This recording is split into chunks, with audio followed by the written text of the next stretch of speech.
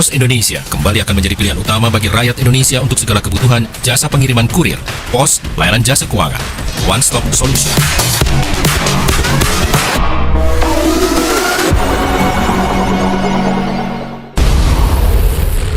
Assalamualaikum warahmatullahi wabarakatuh. Shalom. Berikut ini adalah hasil analisis sistem informasi manajemen dari PT Pos Indonesia. Yang pertama, latar belakang. PT Pos Indonesia Persero yang didirikan tahun 1746 adalah perusahaan BUMN yang bergerak dalam bidang jasa pelayanan. Pos Indonesia sebagai penggerak roda perekonomian Indonesia serta menunjang perdagangan global melalui ekosistem layanan yang terintegrasi dengan beragam bidang industri. Dengan pencapaian diantaranya adalah 100 lebih negara tercakup hingga 7 benua, 100.000 lebih pengiriman logistik total ton dalam setahun, 4.000 lebih jumlah kantor pos se-Indonesia, dan 200.000 lebih agen se-Indonesia.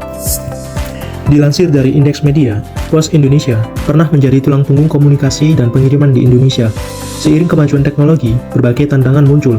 Salah satunya adalah semakin ketatnya persaingan dari perusahaan ekspedisi swasta seperti JNE, JNT, Tiki, dan lain-lain yang berhasil merebut dominasi pangsa pasar saat ini. Pasalnya, mereka menawarkan layanan yang lebih cepat, efisien, dan lebih ramah pengguna, membuat konsumen lebih memilih layanan swasta dibanding Pos Indonesia. Selain itu, inovasi yang terus mereka kembangkan dalam memenuhi kebutuhan pasar. Tantangan lain juga termasuk seperti keterbatasan sumber daya dan infrastruktur serta birokrasi yang menghambat.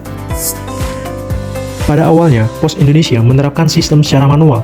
Seiring perkembangan teknologi, Pos Indonesia turut memanfaatkan perkembangan sistem informasi yang ada dengan mengupdate sistem secara komputerisasi dengan menawarkan berbagai layanan produk seperti kurir, logistik, dan financial service. Yang pertama adalah layanan kurir, yaitu jasa pengiriman surat atau barang dengan klaim tercepat dan termurah ke seluruh Indonesia dan seluruh penjuru dunia dengan layanan seperti paket pos ekspres, pos someday, pos next day, pos ekspor, dan lain-lain. Kemudian logistik, yaitu layanan penyimpanan barang untuk hasil produksi dalam jumlah dan jangka waktu tertentu yang didistribusikan ke lokasi tujuan dengan layanan transportasi, pergudangan, freight forwarding, jasa kepabeanan, dan administrasi. Kemudian jasa keuangan, layanan pengiriman dan penerimaan uang dengan klaim memberikan solusi kecepatan, ketepatan, dan keamanan pengiriman uang secara nasional maupun internasional dengan layanan seperti Giro Pos, Payment Point atau Postpay, Found Distribution, dan Bank Channeling. Kemudian, penerapan sistem informasi manajemen. Sistem informasi manajemen adalah sebuah sistem informasi yang memberikan informasi yang dibutuhkan oleh seorang manajer dalam membuat keputusan. Untuk mencapai itu, maka diperlukan perencanaan, publikasi, dan sumber daya. Perencanaan di sini adalah penerapan perencanaan, melibatkan manajer dan spesialis informasi yang harus memahami dengan baik pekerjaan yang mereka perlukan untuk menerapkan sebuah sistem yang dirancang. Kemudian publikasi, yaitu mengumumkan penerapan pada pegawai setelah perencanaan penerapan untuk menginformasikan keputusan yang sudah ditetapkan oleh manajer dan meminta pegawai untuk bekerja sama. Kemudian sumber daya, secara umum adalah sistem perencanaan bagian dari pengendalian internal sebuah bisnis, meliputi pemanfaatan manusia, teknologi, dokumen, dan prosedur oleh manajemen untuk mengatasi masalah bisnis. Kemudian penerapan sumber daya. Untuk menerapkan, maka diperlukan aplikasi sistem informasi manajemen. Untuk mengaplikasikan, diperlukan fasilitas SIM, yaitu komputer. Untuk menerapkan SIM, maka memerlukan fasilitas berupa hardware dan software. Hardware yaitu perangkat keras berupa monitor, CPU, printer, dan mesin penghitung uang, serta software yaitu perangkat lunak seperti Microsoft Office dan website. Hal ini untuk mempercepat mengolah data secara akurat. Kemudian, untuk pengaplikasian sistem informasi manajemen ini juga membutuhkan dukungan jaringan komputer yang disebut LAN atau Local Area Network untuk pengoperasian informasi dari satu bagian ke bagian lain yang menghasilkan yang namanya informasi. Setelah jaringan komputer terintegrasi dengan bagian pelayanan di loket pos, maka operasional kantor pos yang lain dapat realisasikan dengan baik sehingga menciptakan yang namanya kepuasan pelanggan. Kemudian, sistem informasi manajemen yang digunakan. Pos Indonesia memanfaatkan sistem ERP atau Enterprise Resource Planning pada operasi jasa dan distribusi dengan mempertimbangkan pengoperasian perusahaan pada proses internal melalui manajemen sumber daya manusia, akuntansi, keuangan, logistik, dan distribusi secara tepat waktu.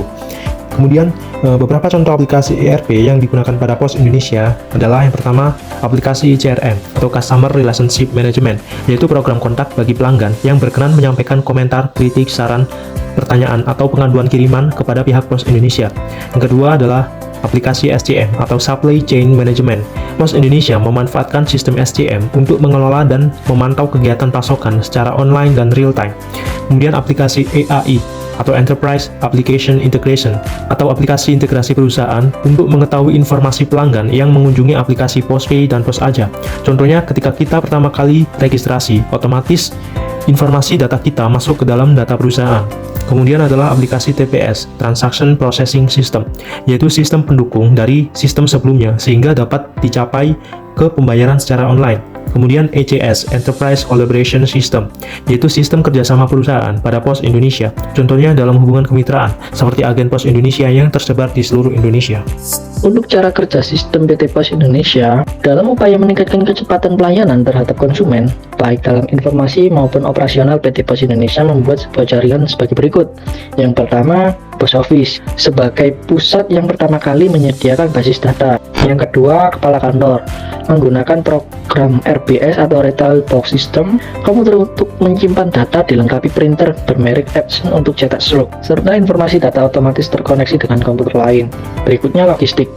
Kantor pos menyediakan komputer dan smartphone untuk mempermudah pada saat kegiatan operasional. Program yang dipakai yaitu Microsoft Word, sedangkan untuk smartphone menggunakan mail, aplikasi, dan iPOS. Berikutnya loket administrasi. Dari semua transaksi yang terjadi di komputer, data nanti akan terhubung langsung untuk mempermudah dalam merekap data. Dan yang terakhir, informasi, memberi pelayanan yang mudah dan cepat dalam memberikan informasi cek status paket.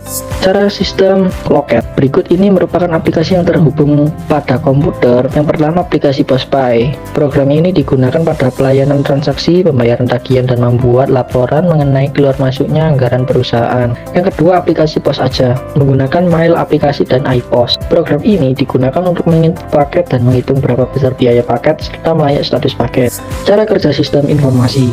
Untuk memberi pelayanan yang mudah dan cepat, kantor pos menghadirkan aplikasi yang bisa di-download melalui aplikasi Store dan Play Store. Program yang digunakan adalah aplikasi POS Aja dengan fitur pengiriman surat dan pengiriman barang, dan POS Pay dengan fitur lacak paket, cek ongkir, dompet digital, dan uang elektronik.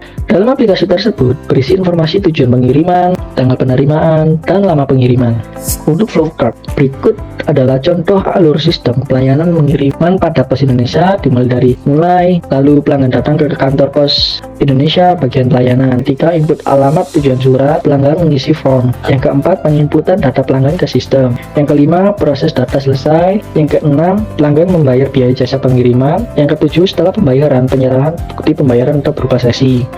Untuk integrasi proses pemasaran dan rekrutmen, dalam integrasi proses pemasaran terdapat 3 jenis informasi pemasaran, yaitu pemasaran atau marketing intelligence, informasi pemasaran intern atau internal marketing information, dan komunikasi pemasaran atau marketing communication. Dalam proses rekrutmen, yang pertama, rekrutmen dilakukan dengan pengiriman lamaran pada PT POS Indonesia. Lamaran bisa dikirim melalui email atau pos khusus. Kedua, pengelolaan penerimaan berkas lamaran. Yang ketiga, panggilan seleksi bagi calon yang memenuhi syarat. Terdapat 2 tahapan, yaitu public speaking dan wawancara. Keempat, data calon karyawan terpilih disimpan dalam database rekrutmen PT POS Indonesia. Untuk kelebihan dan kekurangan PT POS Indonesia. Untuk kelebihannya, yang ke-1, pengambilan keputusan. Dapat membantu pengambilan keputusan yang efektif dan memberikan respon yang cepat. Yang kedua, penyedia data. Data yang akurat dan tepat waktu, membantu manajer membuat keputusan yang lebih baik dan mengurangi risiko kesalahan. Yang ketiga, penyimpanan terbesar. Memastikan penyimpanan data yang efisien dan aman, serta melindungi dokumen penting perusahaan. Yang terakhir, media komunikasi. Membuat komunikasi lebih efisien, terutama ketika penyampaian pesan kepada banyak pihak. Untuk kekurangan, yang pertama, meningkatkan pengangguran. Hal ini dapat meningkatkan pertumbuhan angka pengangguran karena berkurangnya tenaga manusia yang dibutuhkan. Yang kedua, SDM tidak terlatih. SDM yang tidak terlatih dapat menjadi kendala dalam penerapan sistem informasi, maka diperlukan pelatihan karena terkadang tidak semua pegawai tahu secara teknis cara mengoperasikan sistem. Yang ketiga, perlu tenaga ahli. Membutuhkan dukungan teknis agar sistem berjalan lancar sehingga perlu biaya tersendiri untuk pihak ketiga. Yang terakhir, risiko keamanan. Sistem informasi dapat mengalami ancaman keamanan seperti serangan malware, pertasan, dan pencurian data. Untuk solusi, modernisasi teknologi, investasi teknologi untuk efisiensi dan daya saing seperti penggunaan teknologi AI untuk layanan yang lebih unggul, contohnya pada jasa kurir AI, memungkinkan optimalisasi dengan perhitungan rute yang lebih baik, efisien dalam memperkirakan waktu dan jalur pengiriman sehingga menghemat biaya operasional. Strukturisasi manajemen atau memperbaiki memperbaiki atau menata kembali struktur manajemen yang ada, diversifikasi layanan atau menambah variasi layanan yang memenuhi permintaan pasar. Yang terakhir, kemitraan dengan swasta untuk memperluas jangkauan. Untuk kesimpulan, yang pertama, kemajuan teknologi. PT Pos Indonesia sekarang telah mengalami kemajuan yang signifikan. Sebelumnya, menggunakan sistem manual yang berkembang menjadi komputerisasi dengan produk layanan kurir, logistik, dan financial service. Dan yang kedua, penerapan sistem informasi manajemen. Sekarang sudah memakai aplikasi baik itu di komputer ataupun di smartphone. Untuk aplikasi yang berada di komputer, loket pelayanan kantor pos yaitu PosPay, iPos, dan Mail aplikasi. Sedangkan aplikasi untuk di smartphone yaitu PosPay dan Pos Aja. Yang terakhir adalah otomatisasi sistem. Kelebihan dalam menggunakan sistem informasi manajemen dalam upaya meningkatkan kecepatan dalam pelayanan terhadap konsumen dan untuk memantau kinerja para karyawan. Terima kasih, kami dari kelompok 4 telah menganalisis tentang PT Pos Indonesia. Assalamualaikum warahmatullahi wabarakatuh.